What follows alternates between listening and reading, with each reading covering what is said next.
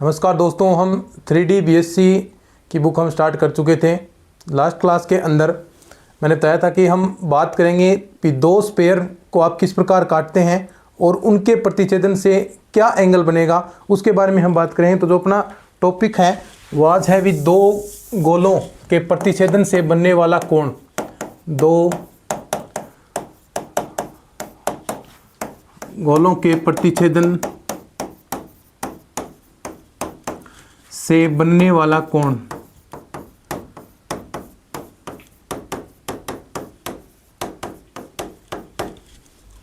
या फिर इंग्लिश के अंदर कहें angle of intersection of two spare.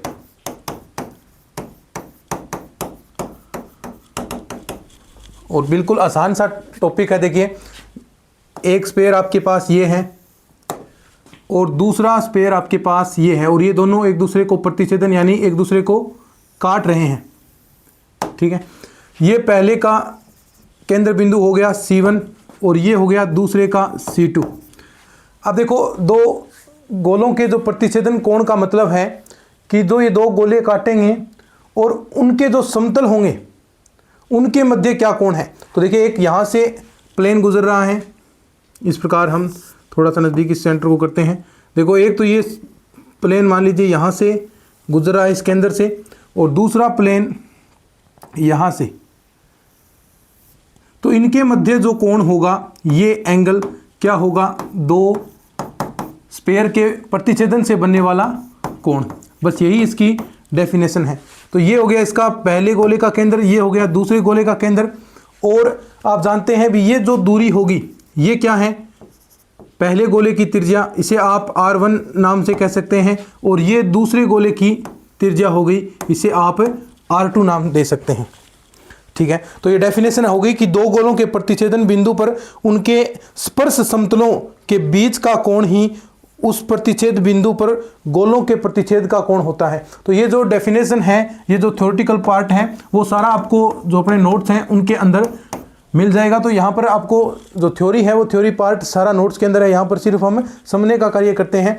अब यहाँ पर जो एंगल है, जो दो गोलों का प्रतिच्छेदन कोण है, वो आप आसानी से ज्ञात कर सकते हैं। कैसे, देखो, एक तो लंबिकता का प्रतिबंध होता है कि हम जानते हैं भी दो त्रिज्याएं हैं, दो गोले एक दूसरे को काट रहे हैं, तो इन दोनों त्रिज्याओं के मध्य ये जो कोण है वो कितने डिग्री का होगा, 90 डिग्री। यानी दोनों त्रिज्याएं जहाँ पर काटेंगे उस बिंदु पर जो कोण है वो कितना बनेगा, 90 डिग्री का कोण बनता है। यानी ये कितना डिग्री का हो जाएगा, 90 डिग्री। अब एक प्रतिबंध हम फाइंड आउट करेंगे भी दो गोलों का लंबिकता प्रतिबंध।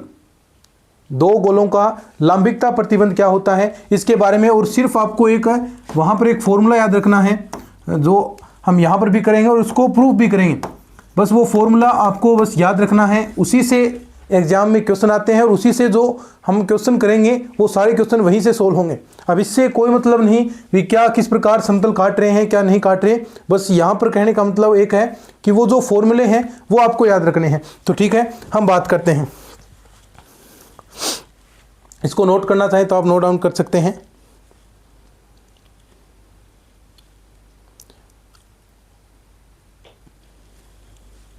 चलिए आगे हम थ्योरेटिकल पोर्शन करते हैं, थोड़ा मैथमेटिकली और करते हैं इस चीज को कि गोलों का लंबिकता प्रतिबंध। गोलों का लंबिकता प्रतिबंध ये बहुत महत्वपूर्ण है।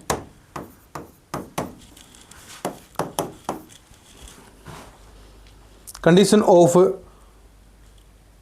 Orthogonality of sphere. ठीक है, चलिए हम बात करते हैं। देखिए, ये आपके पास एक गोला है, एक स्पेयर हो गया, और यहाँ पर एक आपके पास ये दूसरा स्पेयर है। ठीक है, थोड़ा सा आप यहाँ इस प्रकार बना सकते हैं इसको। ठीक है, अब देखो, ये C1 हो गया, ये C2 हो गया। लंबिकता का प्रतिबंध देखो, ये दो त्रिज्याएं हैं, ये जहाँ पर काटेंगी वहाँ पर जो एंगल बनेगा, इन स्पर्श समतलों का एंगल बनता है वो ऑलवेज क्या है, ये एंगल 90 डिग्री का होगा। ठीक है, और ये क्या होगी, पहले गोले की त्रिज्या R1 मान लीजिए, ये दूसरी हो गई R2, और ये क्या हो गई, दोनों के बीच की दूरी। अब मैं पहले गोला जो है उसका समीकरण लिखता हूं। देखिए जो पहला स्पेयर है, नंबर फर्स्ट और नंबर सेकंड, क्या होता है समीकरण, देखो एक्स स्क्वायर प्लस का वाई स्क्वायर प्लस का जेड स्क्वायर प्लस का 2u1x प्लस का 2v1y प्लस का 2w1z प्लस का d1 इक्वल में 0।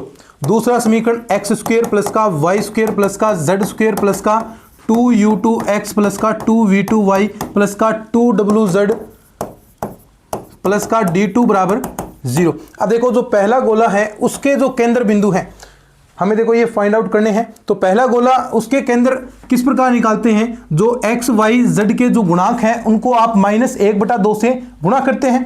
तो -1/2 से हम गुणा करेंगे तो जो पहला गोला है उसके केंद्र कितने आ जाएंगे,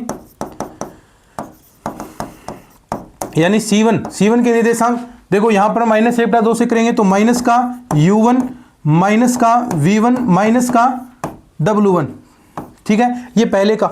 ठीक इसी प्रकार हम C2 की बात करें तो वो क्या हो जाएगा, माइनस का u2 माइनस का v2 और माइनस का w2, और यहां पर d1 d2 ये आपके पास हैं।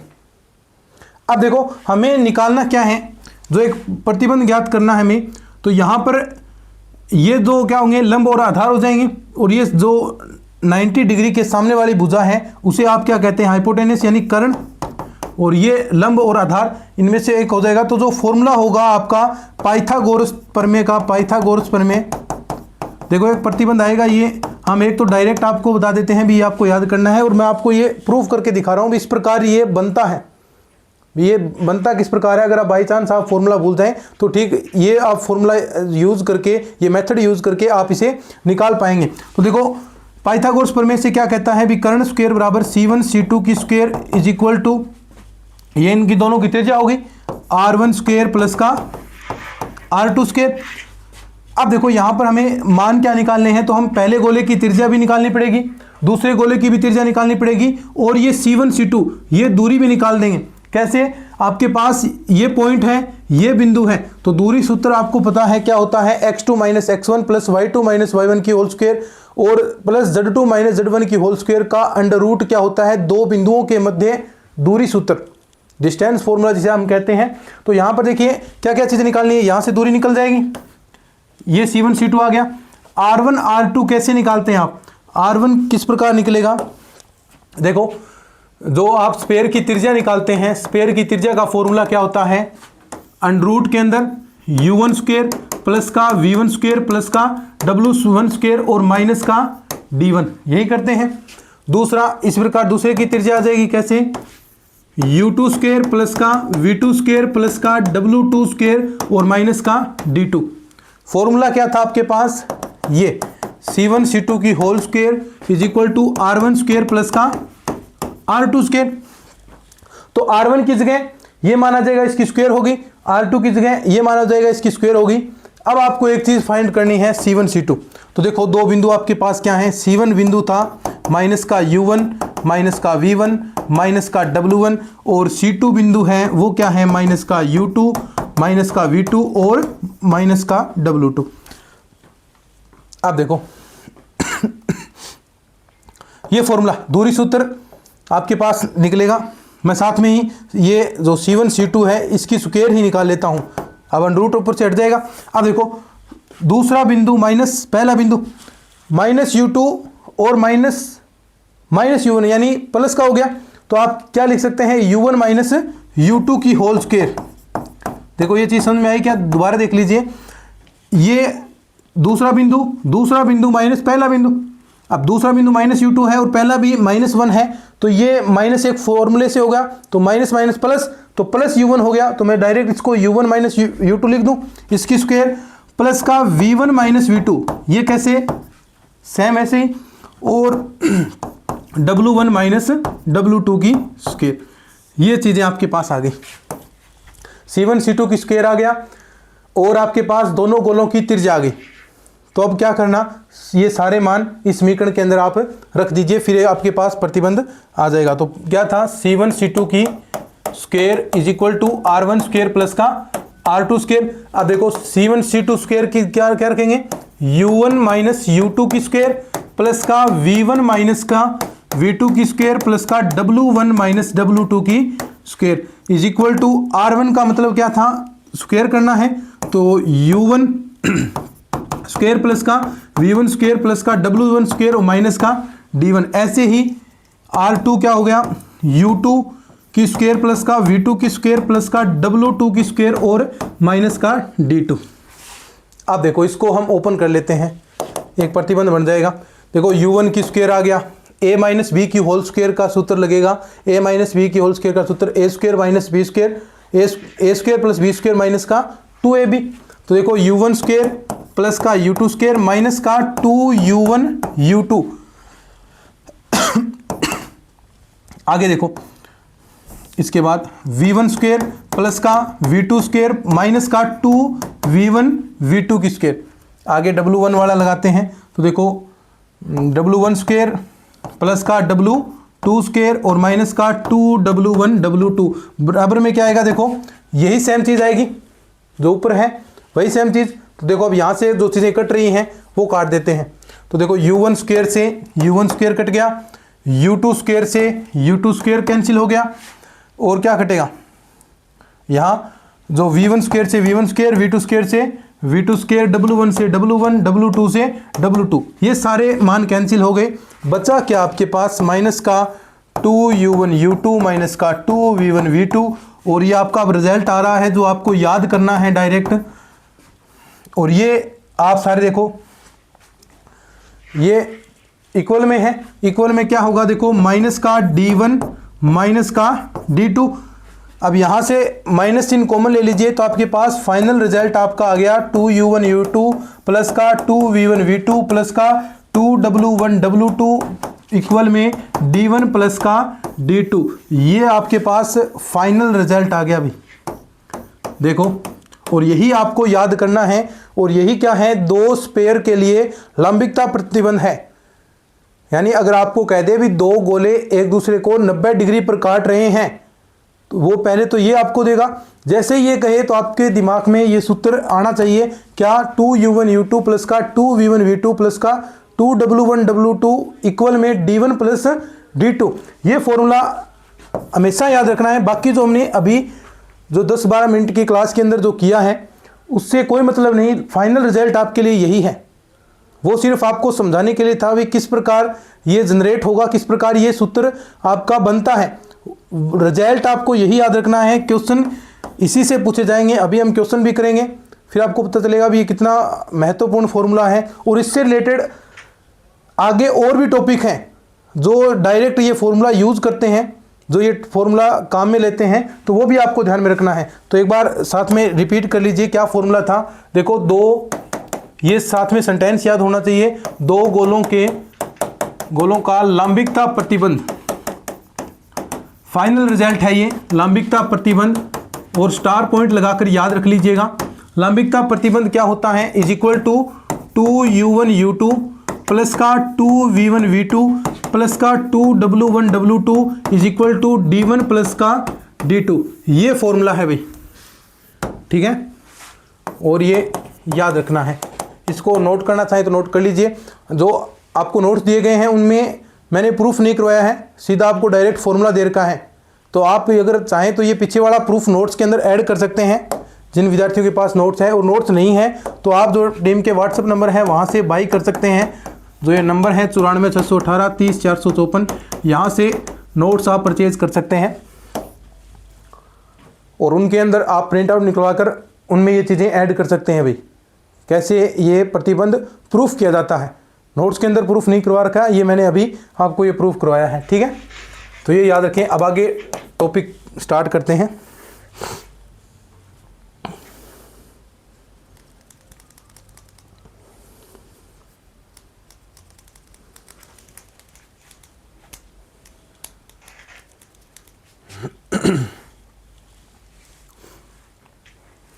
चलिए आगे हम बात करते हैं। अब जो टॉपिक अपना आगे, दो गोलों का मूल समतल, दो गोलों का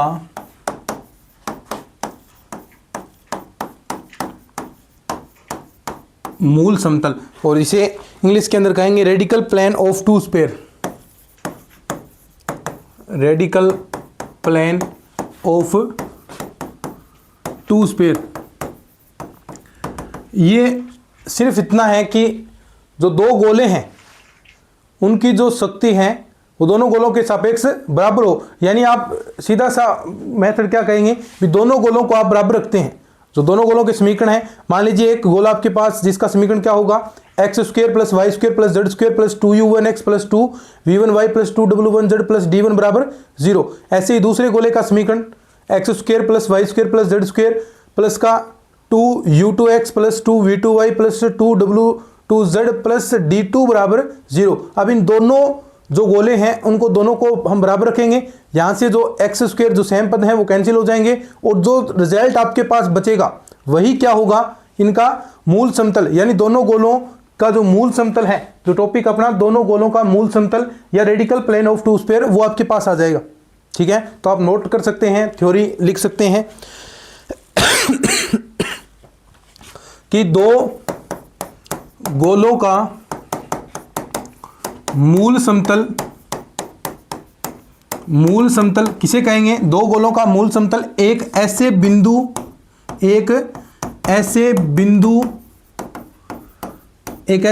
का बिंदुपथ है, ऐसे बिंदु का बिंदुपथ है जिसकी दोनों गोलों के सापेक्ष, जिसकी दोनों गोलों के सापेक्ष शक्ति क्या हो, दोनों गोलों के सापेक्ष शक्ति क्या हो, बोलो बराबर हो। ठीक है, समझिए बात। ये इसकी थ्योरी है कि दो गोलों का मूल समतल, जो मूल समतल है वो एक ऐसे बिंदु का बिंदुपथ है, ऐसे बिंदु का बिंदुपथ है जिसकी दोनों गोलों के सापेक्ष, जो आपके पास दोनों स्फीयर, अभी मैंने समझाया भी कैसे दोनों गोले, जो दोनों के गोलों के जो समीकरण है उनको बराबर रख दीजिए, वही उनकी क्या होगी, शक्ति है। अब एक गोले की शक्ति क्या होगी, जो उसका समीकरण है वही उसकी शक्ति है, और दोनों गोलों की शक्ति का तात्पर्य है दोनों गोलों के सापेक्ष शक्ति बराबर हो, यानी दोनों को बराबर रखिए, और जो रिजल्ट आ रहा है वही क्या होगा, उस बिंदु का बिंदुपथ या उसका जो दोनों गोले हैं उनका मूल समतल, दोनों गोलों के मूल समतल हो जाएगा। ठीक है,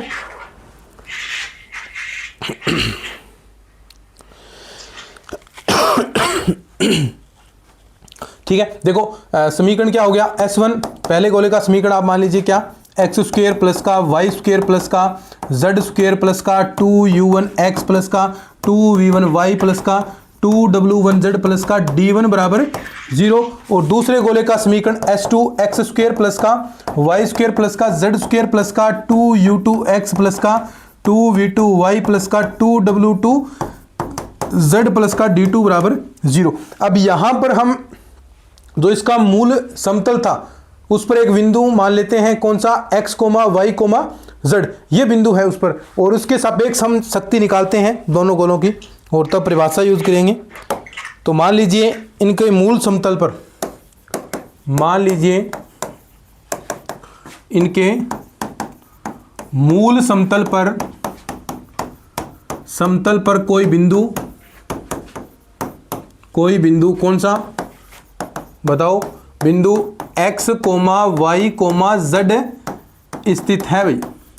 ठीक है, तब परिभाषा से जो डेफिनेशन है वो क्या कहती है, देखो एक्स स्क्वायर प्लस का वाई स्क्वायर, दोनों गोलों के सापेक्ष, तो इनकी शक्ति बराबर हम करते थे हैं 2u1x प्लस का 2v1y प्लस का 2w1z प्लस का d1 बराबर, दोनों गोलों की शक्तियों को बराबर करते हैं। देखो एक्स स्क्वायर प्लस का वाई स्क्वायर प्लस का जेड स्क्वायर प्लस का 2u2x प्लस का 2v2y प्लस का 2w2z प्लस का d2। देखो यहां से अब क्या कैंसिल होगा, एक्स स्क्वायर से एक्स स्क्वायर, वाई स्क्वायर से वाई स्क्वायर, जेड स्क्वायर से जेड स्क्वायर, इतना कैंसिल। अब देखो एक्स वाले पदों को एक जगह रखें और यहां से आप कॉमन लेंगे तो u1 माइनस का देखो क्या बनेगा, ये फाइनल रिजल्ट आ गया भाई, u1 माइनस का u2 और 2 से गुणा कर दें, क्या यही आएगा, x आ गया प्लस का 2v1 माइनस का v2 y आ गया प्लस का 2w1 माइनस का w2 और ये z आ गया। अब देखो और क्या बच गया यहां पर, ये आप इधर ले आए और इधर d2 माइनस d1 कर सकते हैं, या फिर plus d1 minus d2, plus d1 minus d2 करके आप कर सकते हैं। देखो प्लस में plus d1 minus d2 equal to 0, ये फाइनल रिजल्ट आ गया और ये मूल समतल आ गया। ठीक है, दोनों गोलों के जो दोनों गोले हैं आपके पास उनका मूल समतल यही होगा। ठीक है, देखो ये याद रखना है, अब ये रिजल्ट आपको याद रखना है। ठीक है, तो ये परिभाषा हो गई और अच्छे से ये चीज़ें आप याद कर चुके हैं। तो अभी मैंने आपको दो फॉर्मूले बताए हैं, एक तो मैंने आपको कौन सा बताएं, साथ साथ में याद करते चलें चीज़ें। दोनों गोलों के लांबिकता प्रतिबंध, दोनों गोलों का लांबिकता प्रतिबंध क्या था, वो लांबिकता प्रतिबंध ये याद रखना है। जो अब तक जो 20 मिनट की क्लास हुई है उसके अंदर हमने सिर्फ दो ही चीज़ें पढ़ी हैं भाई, 2u1 u2 plus 2v1 v2 plus का 2w1 w2 और d1 प्लस का d2, ये चीज़ हमने पढ़ी है। ठीक है, ये आपको लांबिकता प्रतिबंध है, ये आपको याद रखना है। और जो दूसरा हमने पढ़ा, दोनों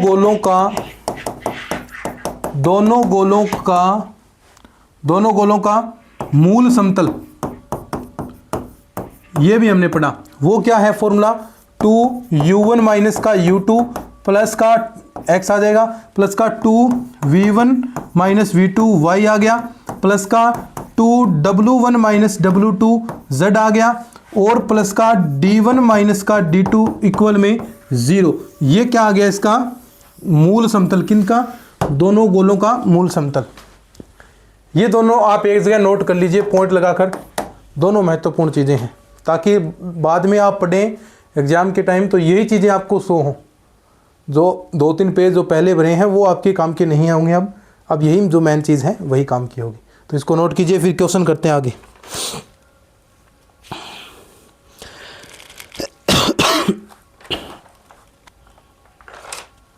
देखिए किस प्रकार क्वेश्चन आता है।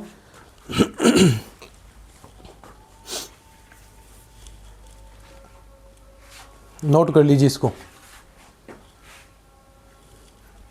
चलिए अब एक क्वेश्चन करते हैं। क्वेश्चन है कि ए गोला आपको दिया है इस प्रकार, गोला x square plus y square plus z square, x square plus का वाई स्क्वायर प्लस का जेड स्क्वायर प्लस का एक्स माइनस का 3z, एक्स माइनस का 3z प्लस 2 इक्वल में 0 दे दिया। और दूसरा गोला दिया है माइनस का 2 है, ये -2, और तथा एक गोला और दिया आपको, उसका समीकरण है 2x स्क्वायर प्लस का 2y स्क्वायर प्लस का 2z स्क्वायर प्लस का x प्लस का 3y plus lambda equal to 0। लंबिक काटते हैं, यानी एक दूसरे को 90 डिग्री पर काटते हैं। देखो क्वेश्चन आ गया ना, लंबिक काटते हैं तब लैम्डा का मान क्या होगा, यानी लैम्डा बराबर क्या रिजल्ट आएगा। क्वेश्चन समझ लिया अच्छे से। अब इसको सोल्व करते हैं। देखो दोनों समीकरण अच्छे से पता चल गई, ये इस प्रकार स्पेयर आपको दिया है। तो देखो सबसे पहले आपको जो प्रतिबंध है वो याद होना चाहिए। क्या होता है प्रतिबंध, 2u1 u2 प्लस का 2v1 v2 प्लस का 2w1 w2 इक्वल में d1 प्लस का d2, यही होता है। इससे कंपैरिजन करते हैं दोनों समीकरण से। पहले समीकरण से हम u1 का मान निकालें, u1 तो देखो क्या मान आएगा,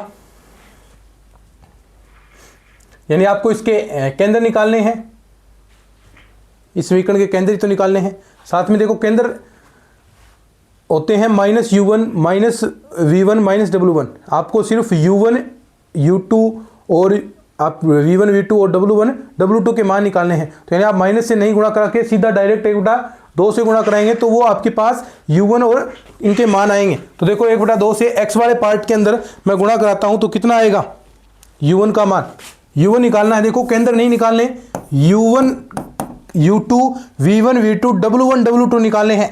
केंद्र होते हैं -u1 -v1 -w1। माइनस से गुणा नहीं करनी, सीधा 1/2 से करें तो u1 का मान 1/2 आ गया। ऐसे ही v1 निकालूं मैं, v1 देखो y का पार्ट है क्या, कोई नहीं है, 0 हो गया।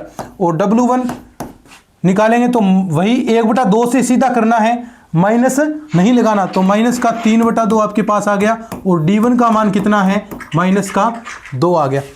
ऐसे ही u2 का मान निकालें, u2 देखो, अब कई बार विद्यार्थी क्या करेंगे, जो समीकरण है वो देखते ही सीधा x वाले पद के अंदर ही 1/2 से गुणा करा देंगे, लेकिन ऐसा नहीं करना। आपको पहले देखना भी है कि क्या समीकरण जो मूल रूप में है, देखो यहाँ से मूल रूप में नहीं है तो यहाँ पर 2 का सबसे पहले समीकरण के अंदर भाग आपको देना पड़ेगा, तब ये मूल रूप में आएगी। तो देखो यहाँ से इस समीकरण को मूल रूप इसका बनाएं तो वो होगा x² प्लस का y² प्लस का z² प्लस का x/2, और उसके बाद 3/2y 2 से भाग देना है, और प्लस λ/2 बराबर 0। अब ये समीकरण मूल रूप में आ गया। अब देखो u2 का करना तो 1/2 से x वाले पार्ट के अंदर गुणा, तो कितना हो जाएगा 1/4 u2 का मान, और v2 क्या y का पद है, बिल्कुल है, तो ये हो गया 3/4। क्या इसमें w2 का पद है, w वाला है क्या, z का पद है क्या, नहीं है, तो ये हो गया 0। और d2 ये हो गया λ/2। अब सारे मान आपके पास आ गए। अब ये सारे मान इस समीकरण के अंदर, जो ये मूल रूप का समीकरण है, इसके अंदर आप पुट करेंगे तो देखो 2 u1 का मान कितना 1/2, देखो 1/2 करो, u2 का मान 1/4 तो 1/4 लगाओ, और 2 v1 का मान कितना 0, तो ये पूरा पार्ट ही 0 हो जाएगा, आगे कोई गुणा करने की जरूरत ही नहीं। और देखो 2w1 ये भी पार्ट 0 हो जाएगा, 2w1 का मान -3/2 हो गया, और w2 0 है तो ये पूरा 0 हो जाएगा। इक्वल में d1 का मान कितना -2 भाई, और d2 का मान λ2 तो प्लस का, तो देखो ये पार्ट 0 ये 0, तो आपके पास बचेगा क्या, 2 से 2 कैंसिल, तो 1/4 इक्वल में क्या बचेगा, 1/4 इक्वल में बचा आपके पास माइनस का 2 और प्लस का λ/2, क्या यही बचेगा, देखो एक बार चेक कर लीजिए पीछे, हाँ λ/2 और 1/4 आपके पास ये बच गया। तो देखो अब आपके पास मान आ जाएगा, तो -2 1/4 ये +2 इधर आ गया, इक्वल में λ/2 बच गया। एलसीएम ले लीजिए, ये हो गया 9/4 और λ/2, यहाँ से काटें 2 तो लैम्डा की वैल्यू क्या आ गई भाई 9/2, 9/2 का मतलब 4.5, या ऐसा ही आपको मिलेगा क्वेश्चन, कितना आया तो λ/9/2। तो ये था भाई आपका जो महत्वपूर्ण चीज़ है, यहाँ से क्वेश्चन पूछे जाते हैं। विगोलों का लंबिकता प्रतिबंध क्या था उसके बारे में हमने बात की, 2u1 u2 plus 2v1 v2 plus का 2w1 w2, और इक्वल में d1 प्लस का d2 आपके पास रिजल्ट आया। उसके बाद हमने बात की भी दो गोलों का जो मूल समतल है, रेडिकल प्लेन ऑफ 2 स्फीयर, उसके बारे में बात की, तो वो क्या था, उसका जो मान था वो 2u1 u2 इंटू में x plus 2v1 v2 2v1 minus v2 into में y plus 2w1 minus w2 into में z और प्लस d1 माइनस d2 बराबर 0। तो ये चीज़ें बात की और क्वेश्चन हमने कर लिया भी, इस प्रकार क्वेश्चन एग्जाम के अंदर पूछा जाता है। तो ये आपको चीज़ें मिल गई, और ज़्यादा हम थ्योरी पर फोकस नहीं करते, क्योंकि अब आपको डायरेक्ट ही जो कंप्लीट सिलेबस है क्लास वाइज उसके नोट्स प्रोवाइड हो रहे हैं, जो टीम के व्हाट्सएप नंबर है वहाँ से आप कॉन्टैक्ट करके उन्हें बाई कर सकते हैं, और ऐप के अंदर कंप्लीट कोर्स चल रहा है, वो कोर्स बाई कर सकते हैं। तो चलिए आज के इस वीडियो के अंदर इतना ही, मिलते हैं नेक्स्ट क्लास में, धन्यवाद।